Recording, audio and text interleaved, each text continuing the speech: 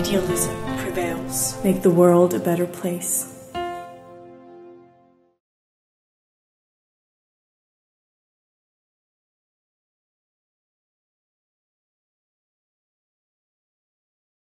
Hello and welcome to our weekly analysis of the Russian war against Ukraine at VIPAC. Today we welcome Professor Heinz Gärtner, who will help us understand some of the backgrounds of this conflict. Heinz Gärtner is a professor emeritus for political science at the University of Vienna. He's an expert on international and European security and armament control, and he's also the scientific director of the International Institute for Peace. Hello and welcome, Professor Gärtner. Hello. And as usual, I also welcome my colleague Alexander Stipsitz. Good afternoon into the Czech Republic. Good afternoon from České Budějovice. Hezký odpoledne. Professor Gärtner, it's a great pleasure to see you again after a few years. I fondly remember our last talk that kept me thinking for a while. So let me start off with a biggie, so to speak. You are the chair of the advisory board of the International Institute for Peace in Vienna. Let me ask about peace. As an eternal optimist, I do hope that we will find peace again rather soon in this situation. But what would you say could be the precursors for peace? Do you see a development towards that? There have been, apparently there is talks between Zelensky and Putin. Apparently there are talks going on in that direction. I hope this is not just a rumor. But again, what is your thought? What could be the road for peace? Let's start with that and then. Thank you for inviting me. Thank you also for organizing this meeting. I'm also glad to see you again and to be on your show. Peace is the overarching issue here, and it's important. And peace failed because diplomacy failed before the war. There were possibilities to create stable and peaceful situation, at least to prevent war. That did not happen. Now we have the war, and it's a brutal war. It's increasingly gruesome and atrocities, and it's indiscriminate against civilians more and more. And now conditions for peace have to achieved again, and has to be created. So it has to be actively organized. That means immediate ceasefire. But ceasefire does not mean stop of fighting for these humanitarian corridors. Ceasefire means stable time where you can start again substantial negotiations, diplomacy. The suggestions are on the table, they are possible, but just talking is not diplomacy. So you have to be substantial suggestions here as well, and there have to be concessions. Concessions now on both sides, since the war is going on now, and ceasefire has to be used, because if fighting goes on during the talks, they are not helpful, because each side would try to exploit the military situation to get more concessions from the other side. So there has to be a freeze of the military operations right now. We know the great strategist Karl von Clausewitz. He wrote this book on war in the 19th century, and he observed this war itself especially always pushes for the extreme. So the war mechanism will continue if you don't have actively political interference. And that's what we see in Ukraine as well. But of course, if one party, and that's the Ukraine, is weaker militarily, it must have an interest to stop the war. Otherwise, the result will be disastrous. But I have to say, also the result for Russia might be a disaster. Also, it might win immediate in the battlefield, But in the long run, Russia will have to pay a price in Ukraine as well. So both sides have an interest for negotiations, but of course they have to be face-saving, but at the same time substantial. Chris, may I tag on here? You said something so fundamentally important, concession. What concessions could you imagine? We have been speculating about a neutral Ukraine being allowed to join the European Union in some way, shape, or form, but obviously not NATO. But what could you imagine that Putin is able to give without losing face, and what the Ukraine is able to give without losing its, what Ukraine, without the article, what Ukraine is able to give without losing itself? Yes, you mentioned that. That's the most important issue, and I think that's also the main driving force for Putin to start this war. It's the perspective of NATO membership of Ukraine. So that doesn't justify the war, because it doesn't justify it, because war would not be a solution, and it makes the whole situation worse, not only for the people, but also for Russia itself, because now he wanted to prevent NATO on his doorsteps again, and now NATO is increasing deployment in Poland and the Baltic states. So Putin achieves the contrary what he wanted to do, with a very, very high price for the Ukrainian people, but also for Russian soldiers, I have to say. So that's what I'm saying is not a justification, but it's an explanation. And an explanation is that NATO expanded permanently in the 90s and in the early 2000s. And Putin several times actually mentioned that he would not, that's a red line for him. And nevertheless, at the Bucharest summit in 2008, NATO promised Georgia and Ukraine NATO membership without giving them the membership action plan, which means a concrete timetable. That's what Angela Merkel and Macron prevented to happen. But nevertheless, in the perception of Putin, Ukraine were making big strides towards NATO membership. And then he said, okay, I now want to stop this, and started this unjustified, non-provoked, not immediately provoked war. And but it would have been possible at latest 2014 already.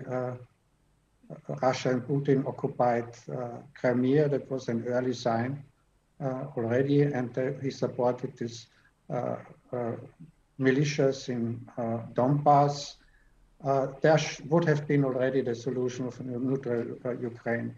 So not supporting the militias again, and not to continue to support the militias, and at the same time a promise that NATO would not take in Ukraine, but also in his request in December last year, only NATO was mentioned. Only NATO. Some unrealistic requests as well, that NATO infrastructure would be withdrawn from already members of NATO, which unrealistic. But there was also this guarantees that Ukraine would not enter NATO. NATO, of course, and the US could not give this guarantee, but Ukraine could have already said, no, we are going to be neutral, like Austria, for example, if the Russian militias would leave, and Ukraine would get its territorial integrity, sovereignty back. Now, of course, Donbass and Donetsk, Luhansk separated, so-called independent republics. Russian troops are in Ukraine. The situation is much worse. But still, I guess this is the most important issue here. If Ukraine declares neutrality and not to become member, the whole paradox and the tragedy is that NATO would not accept Ukraine for the next decade anyway. So it's not worth fighting and dying for fiction here. So that it is happening now. So it would be easy for both sides to say, okay, Putin would get this guarantee of non-NATO membership, and Ukraine would say, okay, we are not joining, and we put this in the condition and maybe supported by international law. That would be the most important issue here. Of course, then we have Crimea, and then we have Donbass. For Donbass, the situation is much worse because it's not easy to think that Russia now would give back these provinces to Ukraine. Nevertheless, it might be possible with an exchange for the Crimea. So Ukraine would accept that Crimea remains Russian with strong autonomy status. And on the other hand, Ukraine would give a strong autonomy to the Russian-speaking population in Donbass, that on the basis of the Minsk agreements. The Minsk agreements were not possible, but still, because still there was this NATO issue looming about this issue, because everybody was complaining Minsk agreement, decentralization, autonomy, disengagement, all these questions that have not really been implemented. Why? Because the NATO question was still there. Now that we have a war and still the NATO question is here. So the next time Putin and Zelensky should sit down during a ceasefire and say, okay, we discuss this NATO membership and neutrality. That would be face-saving in the first place. Of course, now we have this argument, okay, it's a forced neutrality. It would have been peaceful in 2014 or earlier already. Forced. Yeah, that might be true. That's the situation. However, that I'm now speculating, would be possible after a while to have a big conference like the Helsinki 75 conference, but another historical analogy would be the Vienna Congress, 1815, when the victory powers organized this, and this Congress kept peace for a century with some interruptions in the middle of the century with the Crimean War. But they accepted, because it was after the Napoleonic Wars and the so-called French Wars. But this victory power also then accepted France as a part of this Vienna Congress. So that could be happen with Russia as well, of course, after the war is over. And formally, this Congress gave birth Switzerland's neutrality. So Switzerland, so this is what the Congress was the basis of Swiss neutrality. And I could imagine later on, if it is a forced neutrality now, it could be a voluntary neutrality based on international law later. So that's a speculation. That is the best case scenario what we can do now. I do have worst case scenarios as well, so I can talk about them now. So what is the alternative to this neutrality? Maybe the worst case scenarios are more likely. If you want, I can continue talking about the No, worst case. I don't want. You should know, of course. You have to. Yeah. I mean, I didn't like that you said they're more likely, but then because I respect your judgment, and that doesn't sit right with me. But please do. I think please go ahead and lay that out for us. What is Chris? No, the alternatives. Yeah, of course. Yeah. Militarily, we don't really know how far Putin might want to go. And as I said, war has some self-dynamics, and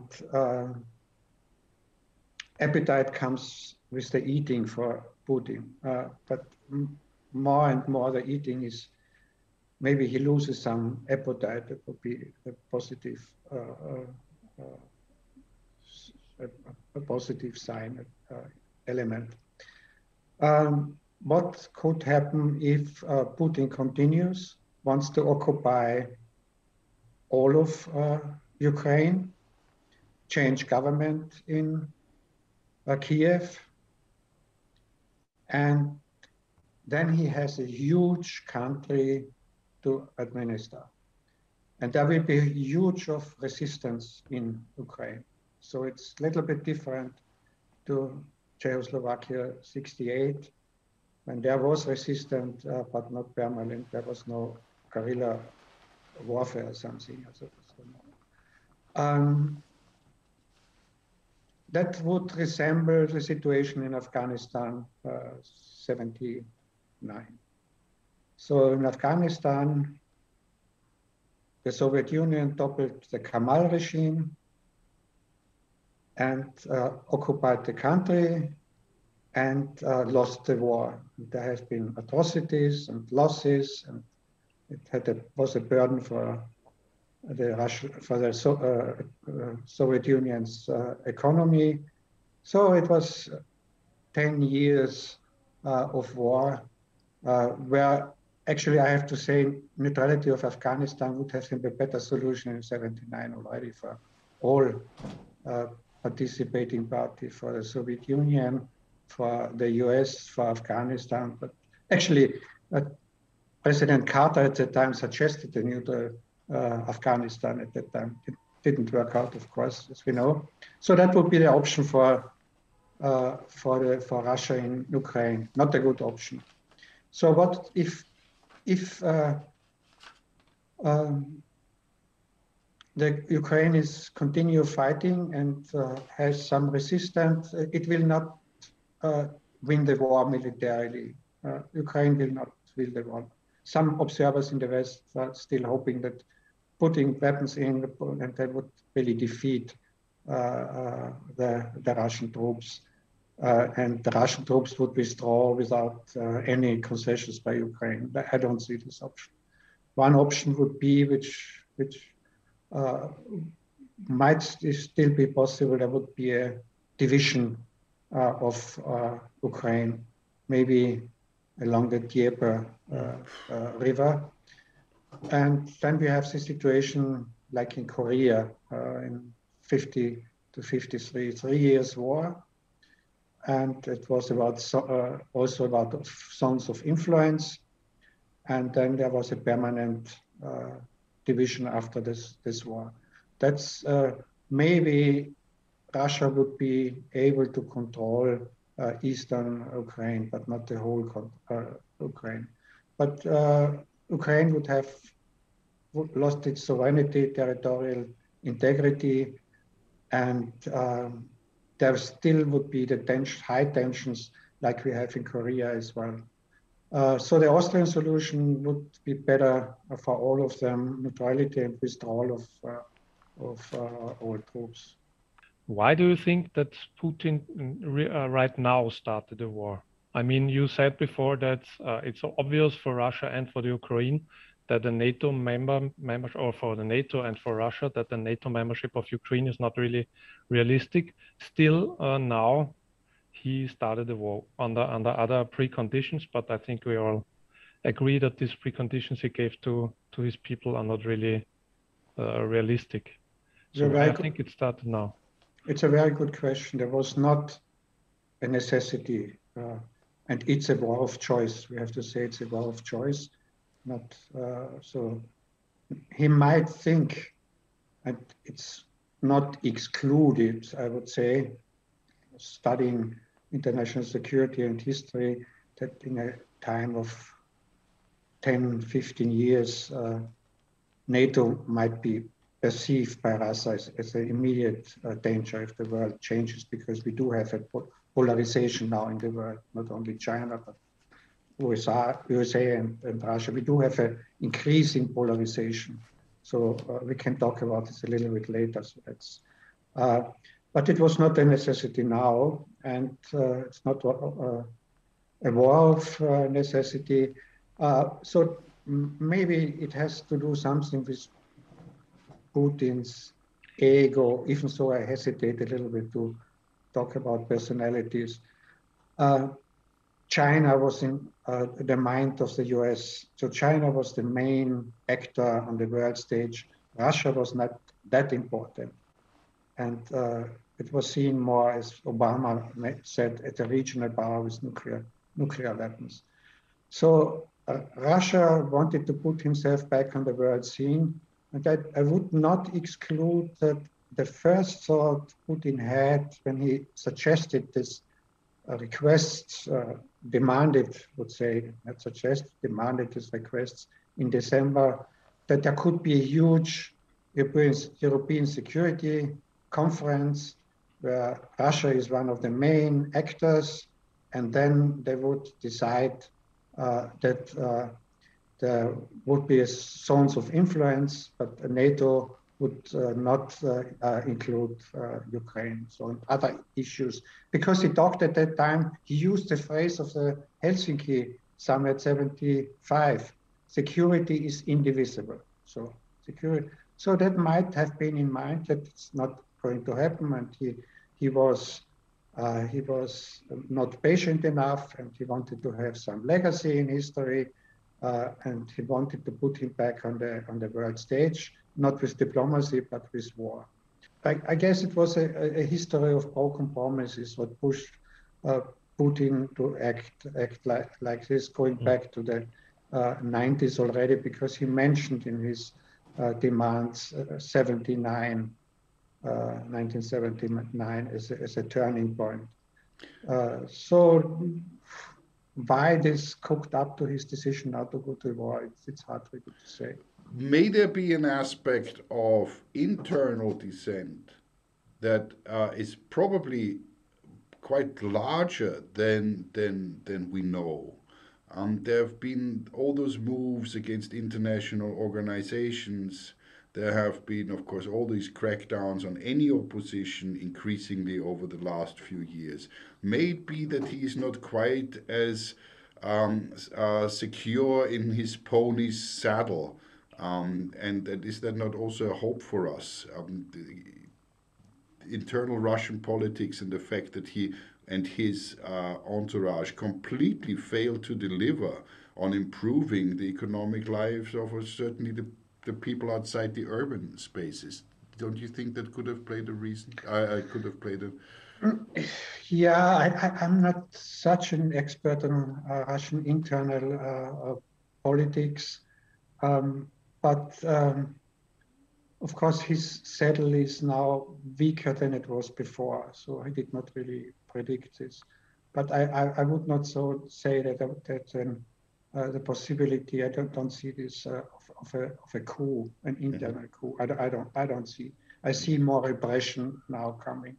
So, and sanctions always bring more repression. So that's not what the West thinks sanctions would cause, more respecting human rights and civilian rights. And so it's the opposite is true. So I know the statistics. If states are sanctioned for a long time, the fall in the rankings of human rights violations and democracy index and the corruption index increases. So sanctions will not enter war and will not bring an internal change and not a change of behavior. So I don't think sanctions will, they're morally justified. I would say I'm not totally against sanctions. They're morally justified. We have to do something, but not effective politically. So it's neither in external behavior nor internally would bring the results. But interestingly enough, wars, what I looked at as well, usually if states tend to go to war, you see an increase of military spending the years before. You didn't see it in this case. So the military spending in Russia was really low. So it is, compared to NATO countries, it's 7% military, 7% of the NATO expenditures. So he was not prepared to go to war with NATO or something. So maybe he would say it was easy to go to war with Ukraine because the soldiers are very cheap. They don't get much of a salary. They are there anyway, you have to pay them. So so there was no preparation for a huge war like we saw it before the First World War, Second World War, and also the Korean War, but it happened immediately during the war. So I don't know now the data, it might change during the war. So the war endures that we have more, of course, more military expenditures. But there was no sign that so probably it was a miscalculation also by the Russians that it was an easy go to topple the government in Kiev. So nevertheless, we have to almost stalemate now militarily, but there is no question that Russian troops will prevail after a while, and concessions will have to be made, as I said. You mentioned it, Chris, if it's okay. Let's move on a little bit to the meta stage. You were talking about the polarization. US already starting under Obama and continuing under the president that came after him, and withdrew or tried to withdraw more and more from their responsibilities in Europe, in my opinion, or would have wished and still I think wish for a more independent Europe. That's my question for the very end. And then we have China. So is globalization, I don't want to call it an experiment, but is it at an end? Because I actually thought it was rather successful, and I'm not only talking about corporations and capital being moved around, but the relatively open world. Is that coming to an end? And if it is, why is that? Because I truly believe that in the last 20 years, generally speaking, also statistically proven, I think the majority of the world population has actually benefited, at least economically. Yeah, early signs of the end of globalization were already the 9/11. So it was really flourished under President Clinton, and globalization but under Clinton also means primus inter pares for the US, and that's why he already expanded NATO as well. But nevertheless, we extrapolated the situation, the globalization of the 19th. But somehow the war on terror, we either with us, with them or with us. So that's what President Bush already introduced. But at 9/11 changed the American attitude as well, because the idea was already at that time then under Obama moving more towards China, pivot to the east. And then the Middle East came back. The Middle East came back with the Palestinian issue, with the Iran issue. So the US is back in the Middle East. And the US always expected, as you say, that Europe would act more independently. So now the priorities are shifting again. President Trump and President Biden all wanted to concentrate on China. New feature of polarization is alliance building. And we saw all this alliance building in the East now, this new echoes, Australia, UK, US, the Quad, including also Japan and India, US and UK. Then this idea of alliance of democracies with of President Biden, which is a little bit hypocritical as well, because the US does not hesitate also to cooperate with non-democracies, with like Saudi Arabia, like Vietnam, if he needs a geopolitical partner. But also Russia is trying to secure its own sphere of influence. with Belarus, and they have these contested areas. And Ukraine is one of them, where the spheres of influence are not really clear. And the Taiwan Strait is another contested area, and South China Sea, Middle East. And here we can expect some more hot conflicts like in Ukraine. But the good thing is that so far the Americans say that would not interfere in this war in Ukraine. That we had this contested area during the areas in the Cold War as well. Korea I mentioned, there was Vietnam, there was Afghanistan, and we had this crisis, Berlin and Cuba.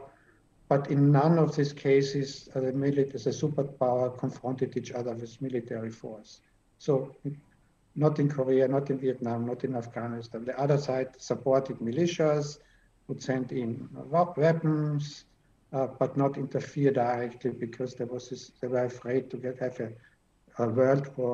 new world war with, or maybe with nuclear weapons. That's why it's wise for NATO and US to stay out of this conflict. Of course, we have increasing blurring gray areas that we have seen right now in Lemberg. But what we have globally is, if we speak about this meta image here, we are in a situation of globalization, alliance building, and also creating new ideologies, autocracies versus democracies. Russia does not have really an attractive ideology.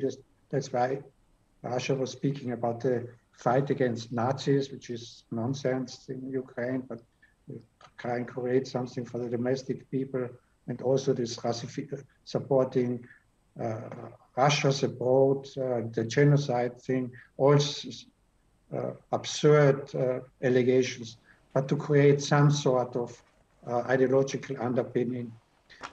So we have these features, and that will be with us for a while. Even so, the Ukrainian war will be over. We are moving towards a polarization in the world, a tripolar world, which might be worse than the Cold War. In the Cold War, over time, we had these recognized spheres of influence, except this contested area I was talking about. But over time, there have been arms control negotiations, arms control treaties. All of them have been canceled now, except the START treaty, which is a leftover from the Obama administration. But the US canceled, under Trump, canceled all of them. Of course, they blamed each other, Russia and the US, that they would violate these treaties, but they could be easily with verification and adapting the treaties that would be could have been easily saved. So they wanted to get rid of this situation. For example, in Europe, we don't have this INF treaty anymore.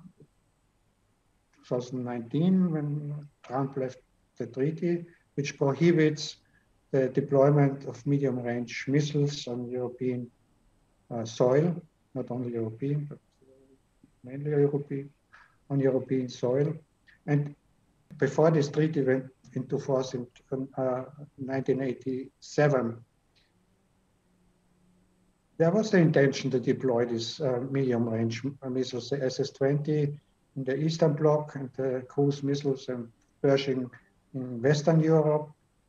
And the result was a huge peace movement, because people would think, if the US and Soviet Union have a conflict, fight a nuclear war, they would fight a nuclear war on our territory.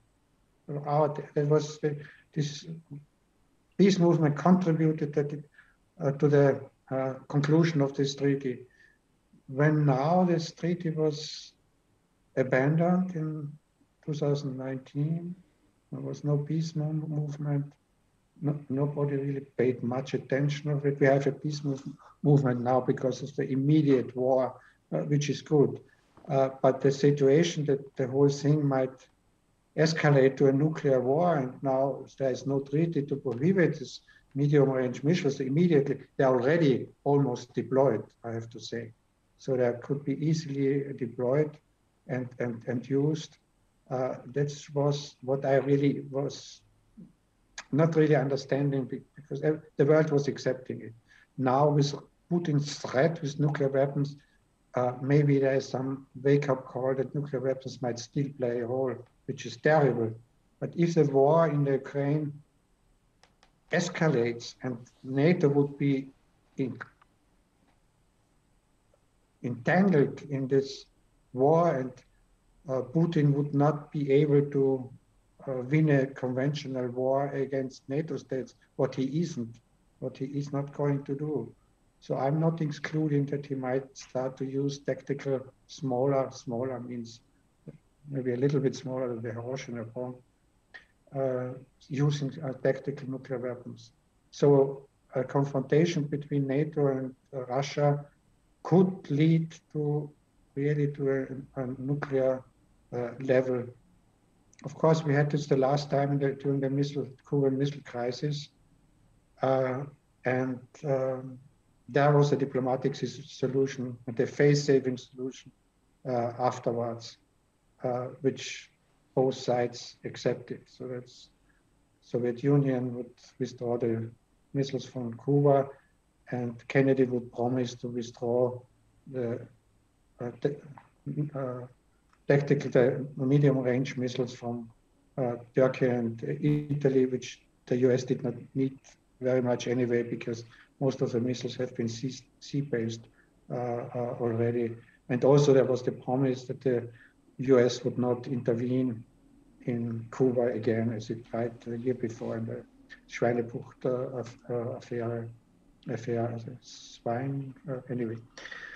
And so there was a last moment compromise. So I would hope that we are not coming that close to a nuclear exchange now in the Ukraine conflict.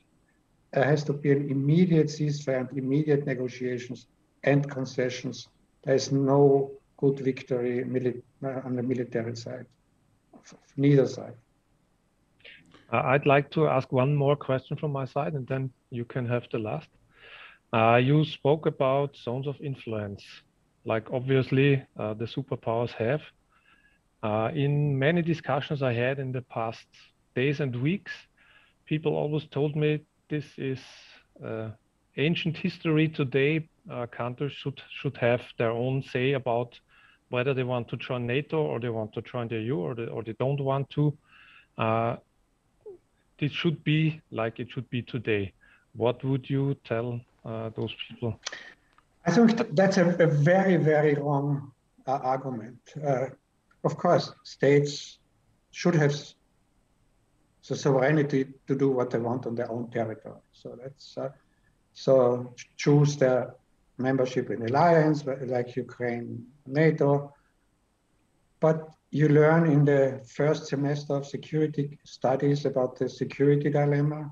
So if one state makes a security decision, it affects other states. So just to explain it easily, if one state makes a sovereign decision to deploy missiles on its territory, of course it has consequences and raises fears among the neighbors and not only the mayors of other states. That was the case in Cuba. Of course, the US was afraid if there was Soviet missiles on Cuban soil. Of course, the US wanted to react. And the same is true for alliance. If some country wants to join an alliance, the other state would think, how would I react? So the security dilemma is there. So we have to be very careful if we make a security decision. So that's an easy argument to say, it's a sovereign right of every state. Yes, it is, but it has consequences. You have to think about the consequences as well. So there have to be responsible decisions in the security field, and otherwise you have always, that's why I think this argument of the Helsinki summit was very wise, that security is indivisible. So you always have to think about the security concerns of all the other parties. If you read the final document of the Helsinki Final Act on the height of the Cold War 75, so there's no single mention of these expressions, what we see in all these military doctrines, security doctrines right now. It's not mentioned enemy, not mentioned foe, rival, not even competitor. So these words are not used. It's a lot about cooperative security. Security is indivisible, common security.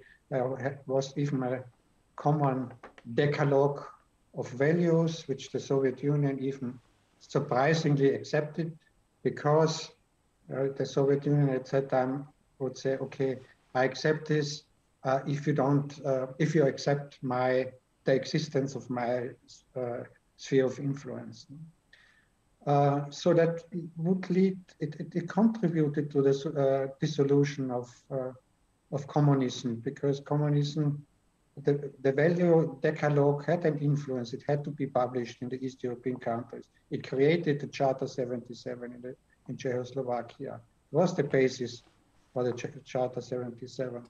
I have some hope, however, a little bit, because after the Second World War, the atrocities of the Second World War led to the creation of the United Nations and the UN Charter 45, and it is the only instrument what we still can use today, even so great powers break international law all the time, not only Russia, the US as well, so not only mention Kosovo, Panama, whatever. So, after the atrocities of this Crimean, not only Ukrainian, I should say, Ukraine-Russian war, the international law might again be considered as a very important value. But of course, the United Nations and the UN Charter didn't prevent the Cold War and the polarization that we had then. And I'm afraid we are in a similar situation even if we see a strengthening of international law after this war, but the polarization will continue. So that's not only Russia. Now then, let me get in here, because it was quite ironic that you mentioned Putin's argument from the Helsinki conference that security is indivisible, which he used now to raid another country. But that's not my question. My question to you is, in the hope that you don't destroy my hopes for this afternoon again, as you've done several times, not on purpose, I know.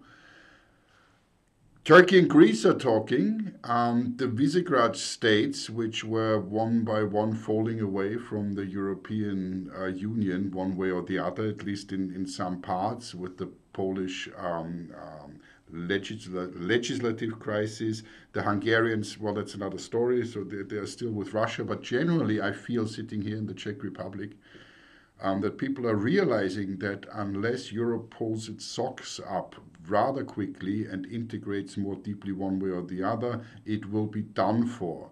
And that may be, for me at least, a little bit of hope for the future in the next 5 to 10 years as a European, that this is the case, that motivated by this war, the Europeans will find a way to get back together, especially being faced with what is pretty clear is going to happen. There's going to be some kind of new Iron Curtain.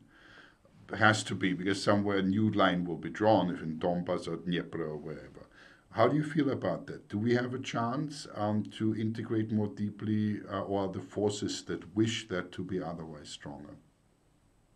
First of all, some clarification. The fact that Putin used security is indivisible and used it and abused it for going to war doesn't mean that the phrase is wrong. No, that was attempted. It was, of course, there has to be an environment also. We don't have this environment. We had at that time we had the German Ostpolitik, the detente between US and the Soviet Union as well. There was this summit between China and the US, which at some point was a wake-up call for the Soviet Union, that it had to make some concessions. So there has to be an environment, and we don't have this environment, but that doesn't mean that security is still indivisible for all of them, even if you have a dictatorship on the other side. So that's I do think Europe has to get its act together. Unfortunately, now the debate is only on more military expenditures, and more military expenditures wouldn't have prevented the invasion in Ukraine either, because NATO is there and didn't prevent, deterrence of NATO didn't prevent Putin's decision to go to war either. And it would not be necessary, as I said, Russian military expenditures are minuscule compared to NATO's anyway. And if the European Union talks about more military, I'm not against some a military, better coordination of the European military, but expenditures as such is not really the answer. Because 2000, we had military expenditures as the European Union country to 250 billion dollars. It fell 10 years later to 150, and now we are back to 250, and it will increase.